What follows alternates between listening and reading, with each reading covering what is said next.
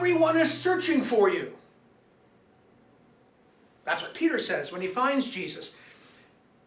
Today, if you would go searching for someone, you probably wouldn't be walking all over the neighborhood looking for them, but rather you would go to your Google machine, as it were. You'd get your computer out and you would do a search.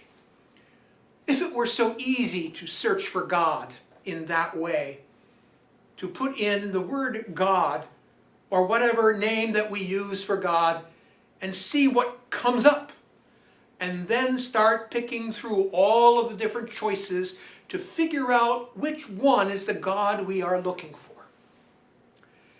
Yeah, that's even the way we do it without the Google machine. We look around and we see different things, and we choose the God that we are looking for, the God that we want to worship. And so the question becomes, when might we light on a false God in our search? As we click on one of the options on our Google page, perhaps one of the options is a false God. Perhaps it's a bot, as we have come to understand it, sort of robo-person who then takes you on a meandering trip through the internet until they get you where they want you.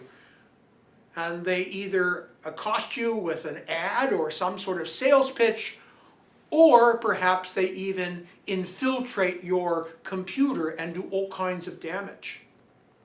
It's not such a bad metaphor, really, because that's what false gods do. That's what demons do, is they lead us away from God. They lead us on some sort of journey where we don't want to go, really. But we're always thinking that around the next corner there may be that for which we search. And so we stay with them. And then suddenly they catch us up. Either they try to sell us something we didn't really intend to be with, or perhaps they infiltrate our computer and mess things up terribly. Yes, demons can do that.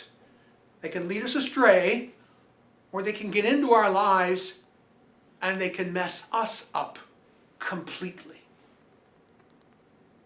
It's interesting when in the computer world something grabs onto our computer, often it is called ransomware, where you get this idea that you have to call somebody and you have to pay them a large sum of money just to get what you held precious and locked up in your computer's memory, because they've been able to infiltrate it and separate you from it.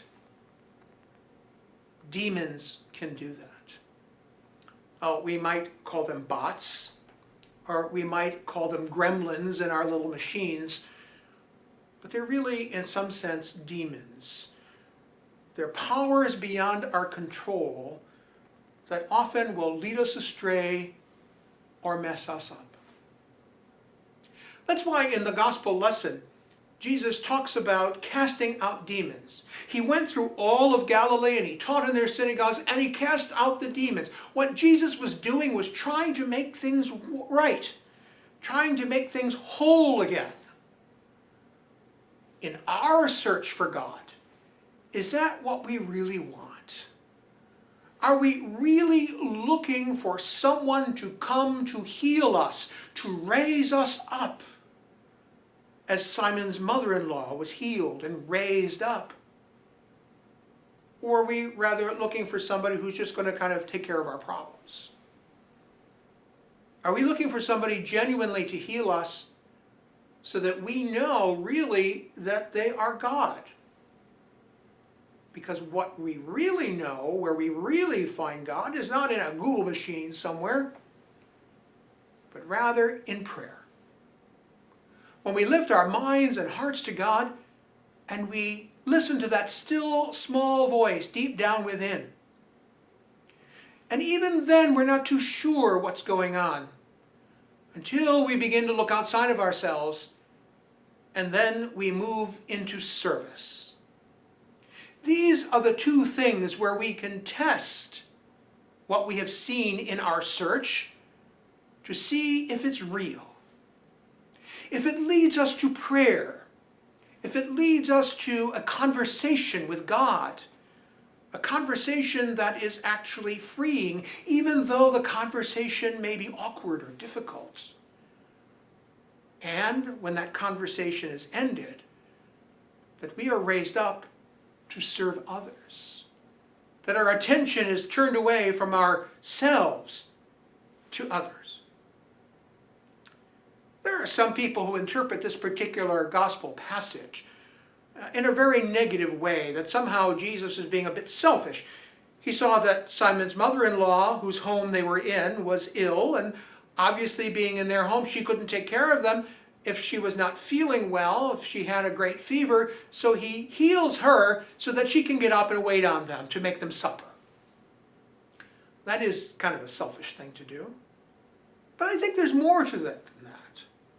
Because the word that is used is she served them. Not in some sort of way where she had less dignity than they, but to begin to realize that it is in serving one another that we find our greatest truth. It is in serving one another that we find often the answer to our searches. It is in serving one another where we often can find the very face of God. That is, after all, what we are asked to do when we renew our baptismal covenant, our baptismal promises. That we would seek to see the face of Christ in all persons. And if we would serve Christ, if our words are true, then indeed that's what we must do with one another. That we just don't pay lip service to it and say, well, when I see Christ, I will serve him. But rather that each one of us bears the image of God, the image of Christ in our souls. And it is there that we begin to serve one another. And in so serving, we find that for which we search. So there are the two things in today's gospel lesson. Prayer. Jesus himself went off by himself to pray in a secluded place. And when people were searching for him, he realized that he was sent to serve as well. If Jesus can serve, how can we do any less?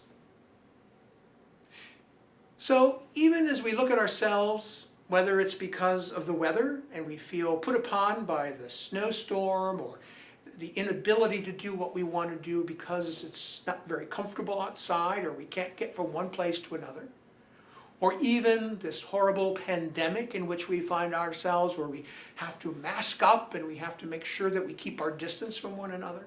Whatever those limitations are, none of them keep us from praying. None of them keep us from searching.